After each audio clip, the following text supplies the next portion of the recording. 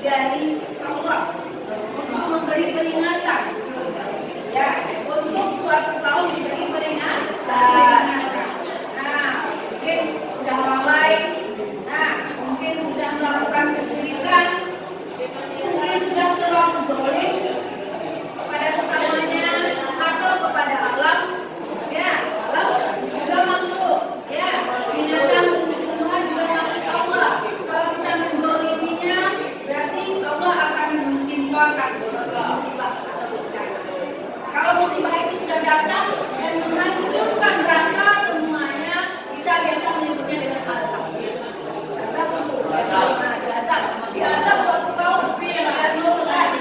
Nah, ada maksudnya satu kaum aja. Nah, tadi aku sengaja bawa buku ini ya, karena di dalam mitigasi bencana sejarahnya dalam Al-Quran, ya, azab yang ditimpakan kepada beberapa kaum itu sudah terjadi sebelumnya, dan ada